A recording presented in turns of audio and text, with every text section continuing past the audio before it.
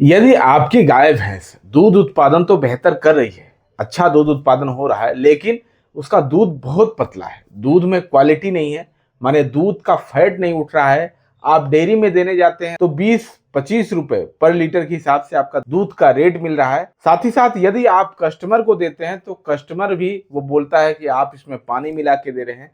कुल मिला के आपकी गाय भैंस का दूध का फैट जो है वो बढ़ नहीं पा रहा है, वो एकदम पतला दूध दे रही है।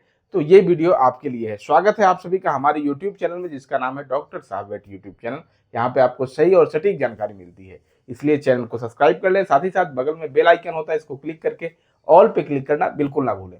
तो चलिए मुद्दे पे आते हैं, आपको बताते हैं कि आखिर आप अपने गाय भैंस के दूध का फैट कैसे बढ़ा सकते हैं, क्या चीज खिलाएं, किसके साथ दें। तो आइए आज आपको इसका तरीका भी बताएंगे, साथ ही साथ फैट न बढ़ने का रीजन भी आपको बताएंगे, क्योंकि सबसे पहले आप रीजन नहीं जानेंगे किसी चीज का, उसकी जड़ तक नहीं जाएंगे तो उसको पूरी तरह से उस प्रॉब्लम का सॉर्ट आउट नहीं कर पाएंगे।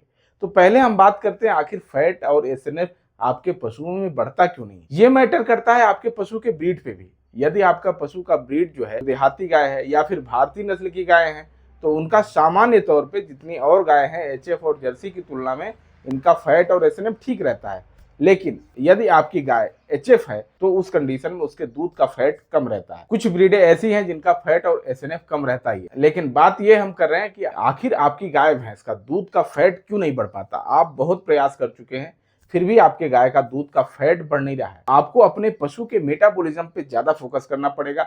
आप जो खिलाएं उसको पशु आसानी से पचा ले, उसका पाचन शक्ति अच्छा रहेगा, तो दूध उत्पादन अपने आप बढ़ेगा। दूध उत्पादन के साथ साथ आपके पशु के दूध में भी क्वालिटी रहेगी, माने फैट और एसएनएफ भी रहेगा, जिससे आपको अच्छा मुनाफा मिलेगा। देखिए सबसे बड़ी चीज यही है कि उसका मेटाबॉलिज्म जब आप ठीक कर लेंगे तो पशु के दूध में फैट ऑटोमेटिक आ जाना है।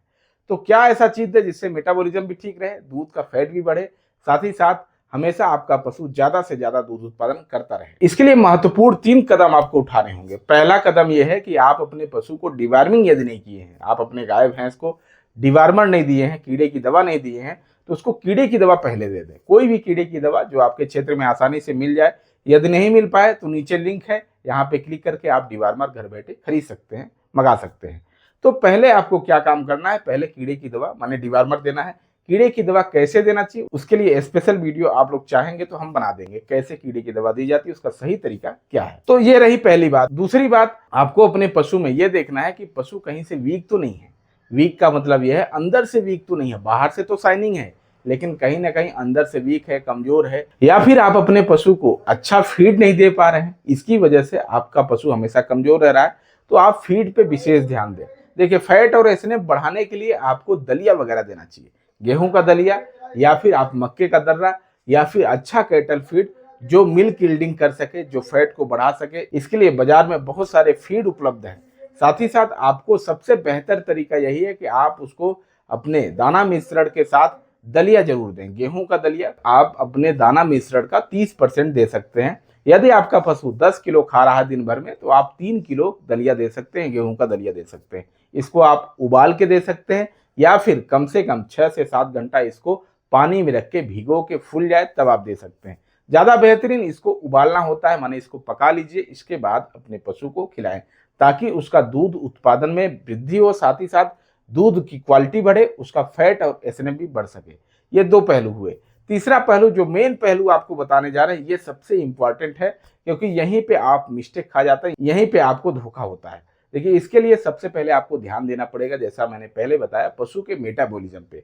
पशु का मेटाबॉलिज्म का मतलब उसके रूमेन पे। यदि पशु का रूमेन हेल्दी है, अच्छा है, हर चीज को वो एब्जॉर्ब कर ले रहा है, उसको समझ पा रहा है, तो ठीक है।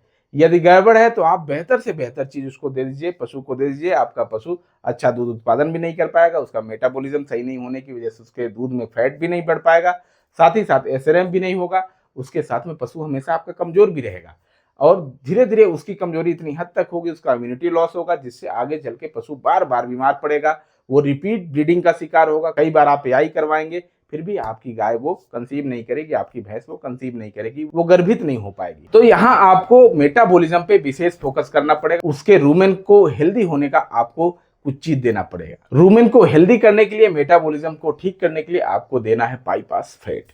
बाईपास फैट का काम यह है कि वो बाईपास होकर सीधा स्मॉल इंटेस्टाइन में जाता है, माने रूमेन को थोड़ा सा राहत देता है। तो यहाँ आपको देना है बाईपास फैट। ये डायरेक्ट जो है आपके पशु के सीधा स्मॉल इंटेस्टाइन में पहुंचता है, जिससे उसको पचाने में सहूलियत होती है और आपका पशु का दूध उत्पादन बढ़ता है। साथ ही साथ दूध उत्पादन में फैट और एसएनएफ की मात्रा भी बढ़ती है। तो आपको इसको कितना देना चाहिए और साथ ही साथ कितने दिनों तक देना चाहिए, क्या ये प्रेगनेंसी के लिए सेफ है, प्रेगनेंसी में दिया जा सकता है, बिल्कुल आपको सब कुछ बताते हैं। देखिए, ये बाईपास फैट आपको देना है मात्र 200 ग्राम। 200 ग्राम प्रतिदिन के हिसाब से आप दे सकते हैं। बड़े जानवरों में, यदि छोटा जानवर है तो वहां आपको 150 ग्राम ही इस्तेमाल अपने पशुओं में कराना है। साथ ही साथ इसको कैसे देना है, इसको आप अपने दाना मिश्रण में मिला के दे सकते हैं, गुड़ के साथ में दे सकते हैं, या फिर कुछ किसान प्यावन देते हैं अपने पशुओं को, तो प्यावन में भी मिला के आप इसको दे सकते हैं। साथ ही साथ आपको बता दें, क्या ये प्रेगनेंसी में सुरक्षित है? बिल्कुल, ये प्रेगनेंसी के लिए कोई दिक्कत नहीं करने वाला है। ये प्रेग्नेंट एनिमल को भी खिलाया जा सकता है, जिससे पशु का और बेहतरीन तरीके से रूमेन भी काम करे, साथ ही साथ उसका मेटाबॉलिज्म अच्छा हो, जिससे पशु ज्यादा से ज्यादा दूध उत्पादन करे। साथ ही साथ पशु का कंसीवमेंट अच्छा हो, एक बार एआई करवाए, पशु गर्भित हो सके, उसके साथ में पशु का दूध में फैट और एसएनएफ की मात्रा बढ़ सके। उम्मीद ही नहीं, पूरा विश्वास है आज का ये वीडियो आपके लिए काफी महत्वपूर्ण रहा होगा। यदि वीडियो अच्छा लगा हो तो अपने और किसान दोस्तों को शेयर करें, ताकि उनको भी ये नॉलेज मिल सके। लास्ट में आपसे बोलेंगे कि मेरा लक्ष्य है, मेरे चैनल का लक्ष्य है, जब तक आप अपने गाय भैंस का दूध उत्पादन पूरे भारत में, यूं कह लीजिए, जब तक पीक में दूध उत्पादन नहीं होगा, जब तक जितना कंजप्शन है हमारा उतना दूध उत्पादन नहीं होगा, तब तक हम आपके साथ इसी तरह बने रहेंगे। हमारा प्रयास है कि पूरे भारत के जितने भी पशुपालक हैं, सबका दूध उत्पादन बेहतर से बेहतर बन सके। तो इसी प्रयास के साथ मिलते हैं हम अगले वीडियो में एक नई जानकारी के साथ। तब तक के लिए सभी को जय हिंद, जय भारत, जय किसान।